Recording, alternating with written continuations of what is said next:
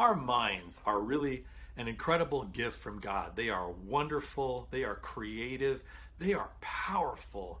A lot of amazing things have happened in this world because of the human mind and the ability that God has innately given us in it. And yet at the same time, our minds can be pretty troublesome at times. They can be gripped at points by negativity, by stress, by anxiety and worry.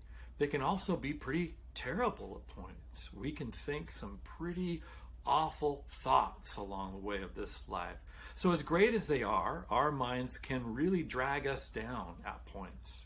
Now, as people of faith, we know that God not only wants our hearts, He also wants our minds.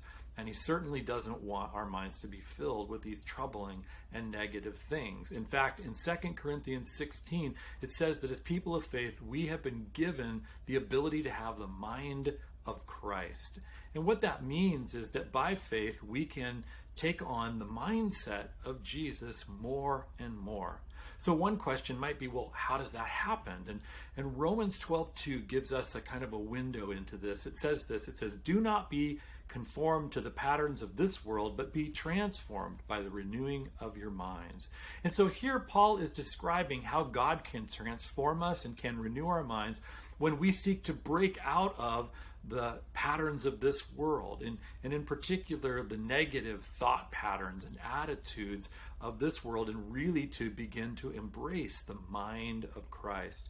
So practically, I want to mention two things that we can do to help live into the mind of Christ more deeply. And here's the first one. It comes from 2 Corinthians 10:5. In this verse, Paul talks about this, about taking captive every thought to make it obedient to Christ. Taking captive every thought and making it obedient to Christ. And what Paul is getting at here is that we have a lot more power to take control of our minds and of our thoughts than we often think that we do. The truth is that we are people of pattern, and really our thought processes are really often deeply ingrained patterns. And so the more we think about something, the more it's going to come back to us, the more we're going to want to think about it. And the less we think about something, the less it's going to come back to us. And the less we're probably going to end up thinking about it. And so what we need to do is when unhelpful thoughts come, when things that aren't good come as thoughts in our minds, we need to stop ourselves. We need to resist lingering on those thoughts. We need to resist indulging them, and we need to seek to take control, to take captive those thoughts and to push them out of our mind. And the more times that we can do that, the more times that we can break those negative thought patterns, the less those thoughts are likely to return to us, and we will most likely see them fade away in part, or sometimes even in whole.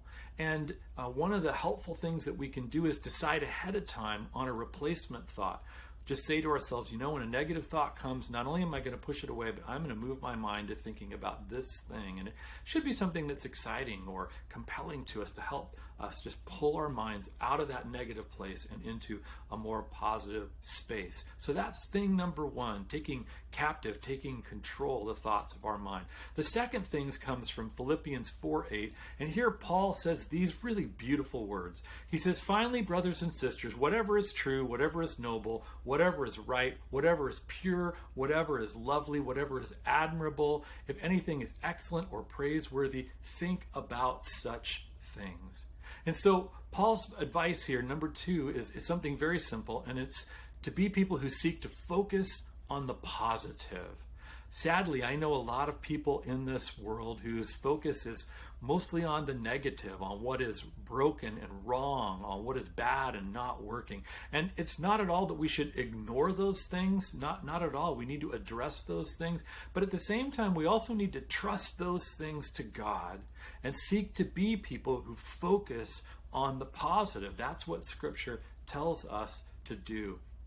So I want to call each of us to really seek to do these two things, to take control, to take captive the thoughts of our minds more and more, and to seek to be people who focus on the positive, that we might live more deeply into the mind of Christ.